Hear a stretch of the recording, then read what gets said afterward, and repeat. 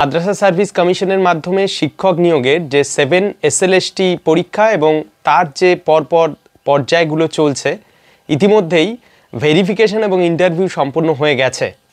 তা সত্ত্বেও 3রা মার্চ নতুন নোটিফিকেশন জারি করে জানানো হয়েছে যে যারা ইতিমধ্যেই ভেরিফিকেশন কমপ্লিট করেছেন এবং ইন্টারভিউ দিয়েছেন তাদের পুনরায় রিভেরিফিকেশনের জন্য ডাকা হয়েছে।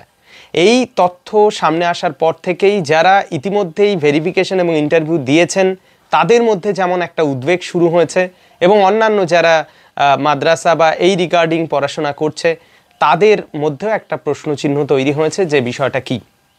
আমরা শেষ যে তথ্য পেয়েছি সেই তথ্য অনুযায়ী যেটা জানা গেছে সেটা হলো মাদ্রাসা service commission final merit list তৈরি করার সময়ে কিছু অসঙ্গতি, কিছু তথ্যগত ত্রুটি নজরে আসে, যে কারণে তারা মনে করেন যে ভেরিফিকেশন প্রসেসের মধ্যে কোথাও কোনো একটা স্টেজ স্কিপ হয়ে গেছে, যে কারণে নতুন করে রিভেরিফিকেশন করা প্রয়োজন।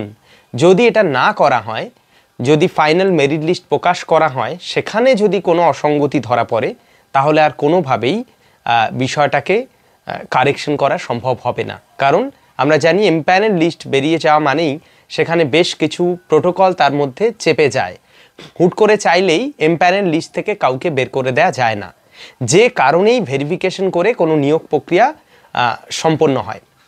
তো এবার যখন ফাইনাল এবং এই মার্চ মাসের মধ্যেই ফাইনাল রেজাল্ট প্রকাশ করার একটা স্পষ্ট ইঙ্গিত ছিল, আমরা আগে থেকেই বলেছিলাম, এবং সেই পথেই হেঁটেছিল মাদ্রাসা সার্ভিস কমিশন। কিন্তু যখন দেখা গেল যে পুরো সিস্টেমেটিক ওয়েতে ভেরিফিকেশন প্রসেসটাকে দেখে যখন ফাইনাল মেধা তালিকা তৈরি করার দিকে এগোলো তখনই দেখলো এই অসঙ্গতি রয়েছে, তাই সেটা রেকটিফাই করার জন্য রিভেরিফিকেশন সম্পন্ন হবে এবং সেটা 10 তারিখ থেকে, মার্চ মাসের 10 তারিখ থেকে 21 তারিখের মধ্যে কেবলমাত্র 14, 15 এবং 16 এই তিনটে যেহেতু হলিডে রয়েছে, এই তিনটে ডেট ব্যতীত 10 থেকে 21 সমগ্র ওয়ার্কিং ডেগুলোতে এই ভেরিফিকেশন প্রসেস চলবে এবং ভেরিফিকেশন হবে সকাল 10টা থেকে 4:30 পর্যন্ত মৌলানা আবুল কালাম আজাদ ভবন, যেটা রয়েছে সেক্টর 1-এ সল্টলেক, সেখানেই হবে। এবং এই রিভেরিফিকেশনের যে লেটার সেটা কিন্তু প্রত্যেকের অ্যাপ্লিকেশন আইডি এবং ডেট অফ বার্থ দিয়ে ডাউনলোড করে নিতে হবে, যেটা 5/3 মানে 5ই মার্চ থেকে যেটা ওয়েবসাইটে অ্যাভেলেবেল হবে সেইটাকে নিয়েই কিন্তু যেতে হবে। এবং সবাইকে এক্ষেত্রে আমি বলে দিচ্ছি যারা আমাদের ক্লাসরুমের এবং যারা আমাদের ইউটিউবকে ফলো করেন প্রত্যেকের উদ্দেশ্যে বলবো যে ভেরিফিকেশনের জন্য যা যা ডকুমেন্টস নিয়ে যাওয়া হয়েছিল আগের বার সমস্ত ডকুমেন্টস সাথে নিয়ে যেতে হবে এবং সেই সঙ্গে রিভেরিফিকেশনের যে একটা ইন্টিমেশন লেটার সেই লেটারটাকেও কিন্তু নিয়ে যেতে হবে ডাউনলোড করে।